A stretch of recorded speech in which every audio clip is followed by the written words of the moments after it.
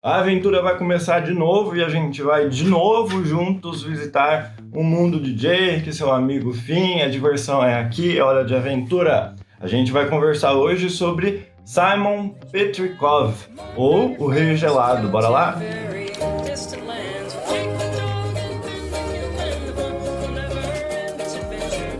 Esse aqui é o Projeto Inocente, eu sou o Márcio Júnior. A gente vai falar um pouquinho mais sobre a Hora de Aventura e a gente vai falar sobre um ser que foi desenhado como vilão e passou a ser algo muito mais importante dentro do desenho, que é o Rei Gelado. Antes de qualquer coisa, para quem é novo por aqui, o Projeto Inocente é o lugar onde a gente pode conversar sobre livros, sobre séries, sobre filmes, sobre HQs. Eu sou o Márcio Júnior, como eu falei, e deixa seu like, já curte, compartilha e comenta se você curtiu já o vídeo. E bora lá conversar sobre isso.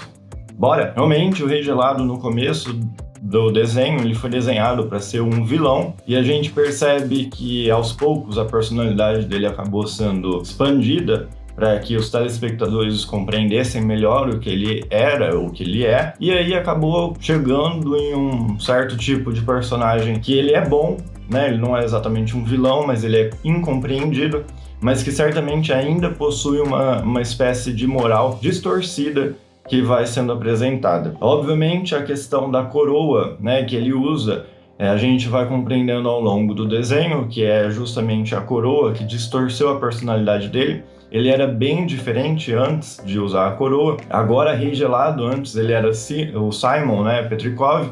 Esse Petrikov aí já dá a entender, muitas pessoas teorizam isso, de que ele era um russo, ele era um arqueólogo, né? Antes de usar a coroa, ele era um arqueólogo. Ele acaba comprando esse artefato que é a coroa, e quando ele usa, a sua personalidade começa a ser distorcida, ele passa a ter visões, o corpo dele passa a ser distorcido, e aqui eu quero fazer um paralelo muito óbvio, na verdade, com o anel, né, do Senhor dos Anéis, do Gollum, vamos dizer assim, porque é justamente o que acontece com quem utiliza um anel, essa questão de distorção, que um anel acaba dominando a personalidade da pessoa, e com o Simon, o Rei Gelado, isso é muito óbvio, muito claro. A coroa faz o papel do um anel, nesse caso. E ele era um bom homem antes de usar a coroa. Simon tinha um noivado, ele era noivo da Beth, a qual ele chamava de princesa. E isso é bem importante para o compreender da história, justamente porque ele, depois de, né, se transformar em Rei Gelado, ele passa a sequestrar princesas. E não necessariamente princesas. Qualquer coisa, qualquer pessoa que tivesse a princesa ali no nome, entende? Não necessariamente a princesa em si. E isso se dá porque, já que ele tinha esse noivado com uma garota, né, a Beth, que ele chamava de princesa, e quando ele começou a utilizar a coroa com mais afinco, ele passa a ter uma personalidade totalmente distorcida. Ele acaba assustando a Beth abandona ele. Ele tem essa coisa inconsciente de tentar recuperar a princesa dele a qualquer custo. Então, essa compulsão que ele tem como Rei Gelado, na verdade, justamente é essa coisa incompreendida dentro da personalidade dele mesmo, para tentar recuperar o amor da vida dele. E ele era realmente muito bom, né? São mostrados flashes da vida dele do passado. Ele era uma pessoa muito boa, muito amorosa, muito carinhosa com a Beth.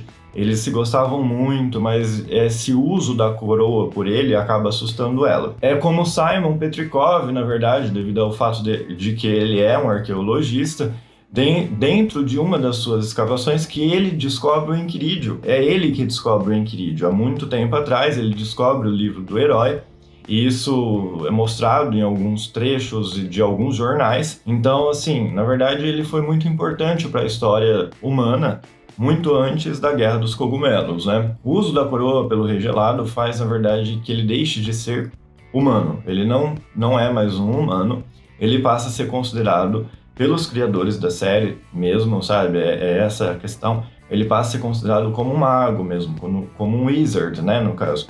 Ele chega a voltar à sua forma humana lá no final da série, lá no final do desenho, em que ele é consumido, né? Ele é engolido pelo Golby, e faz com que ele deixe de ter essa forma de mago e passe a ser o Simon. Só que uma história bem importante do Simon, na verdade, é quando ele foi o guardião da Marceline. A Marceline, aquela vampira do desenho, ele encontrou ela muito nova, ela era muito novinha. E ele era muito bom para ela, ele a protegia, dava muito amor, muito carinho. E nesse ponto ele já tinha, né, obviamente começado a usar a coroa, só que a coroa ainda não tinha influenciado ele tanto assim.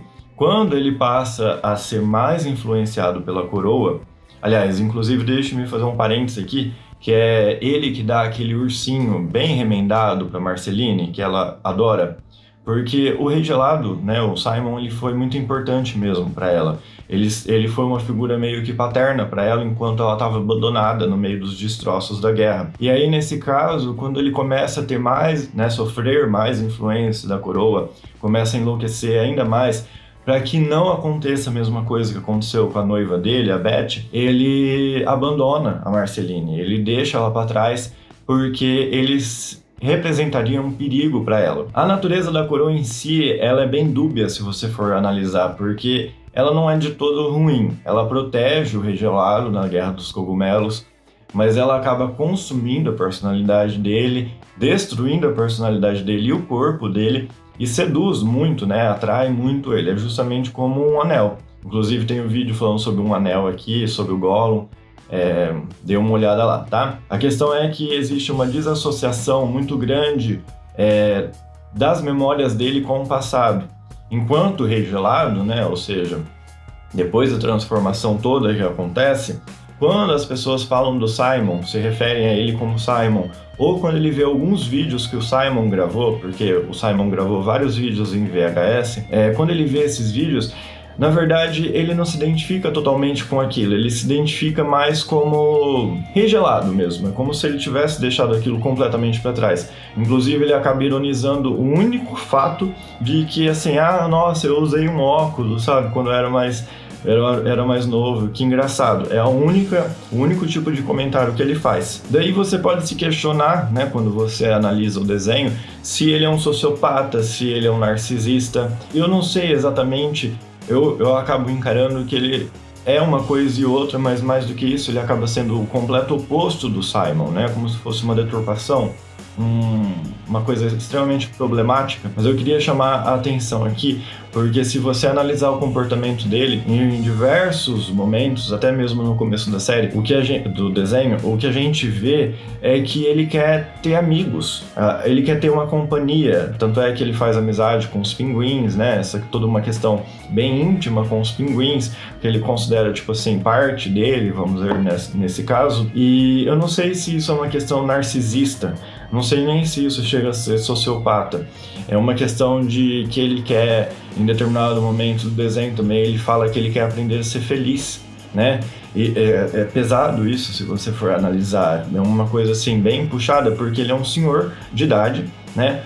Com uma mentalidade completamente deturpada, doente, devido a um artefato mágico que ele só quer recuperar o amor da vida dele, ele quer ter amigos, tanto é que mais ao final do desenho ele preza muito a companhia do Jake, do Finn, e isso é mostrado em vários momentos. E essa questão de sequestrar princesas é justamente isso, né? Tanto por recuperar o amor da vida dele, um modo inconsciente de recuperar a princesa dele, é também uma questão de ter companhia. Os poderes do Rei Gelado, obviamente, são de lidar com o gelo, né? Ele dá vida ao gelo também, mas ele tem um poder muito interessante que eu acho que é bem dessa questão da loucura que ele vive, que é de viver na própria imaginação. Ele consegue realmente viver em um plano imaginário que ele cria, justamente porque a realidade em que ele está parece não aceitá-lo, né? E aí temos também os outros poderes, que são os óbvios, que é o raio de gelo. Ele consegue voar com a barba, né? Que ele divide a barba em duas e voa. E ele consegue realmente acessar o plano espiritual. É bem interessante isso, porque você consegue compreender o modo como a coroa influencia no estilo de vida dele. E outro ponto que eu queria chamar a atenção aqui é a óbvia semelhança entre a Beth, a ex-noiva dele, e a princesa Jujuba. Se você for analisar fisicamente, elas são muito semelhantes, só que também a personalidade é muito semelhante devido ao fato de que ambas vivem em função da ciência e tudo mais. Então eu acho que a predileção dele para, né, sequestrar a Jujuba várias e várias vezes no desenho é justamente isso. Só que uma coisa interessante aqui do Rei Gelado que eu vou comentar por último é a questão do Ricardio. O Ricardio é o coração dele, né? Ele não tem um coração exatamente humano, e isso intensifica ainda mais a tese de que ele deixou de ser humano quando a coroa o dominou completamente. O Ricardio passa a ser o coração dele, só que a princesa Jujuba, mais ao final do desenho, constrói um coração artificial para ele e o Ricardio foge. Essa dominação da coroa, inclusive, eu queria chamar a atenção aqui, ela literalmente modifica ele fisicamente. Quando ele passa a usar muita coroa, o nariz dele cresce, se alonga, a pele dele diminui a temperatura, ele fica com aquele aspecto azulado, barba cresce, cabelo cresce, são coisas assim. De todo jeito, esse é o vídeo de hoje. A gente fica por aqui. Se inscreva, deixe seu like, me siga lá no Instagram, que é @Projeto Inocente. E se vocês tiverem sugestões de vídeos que vocês querem ver por aqui, me falem no comentário, beleza? Gosto de ver a opinião de vocês. Até a próxima e até o próximo vídeo. Tchau, tchau!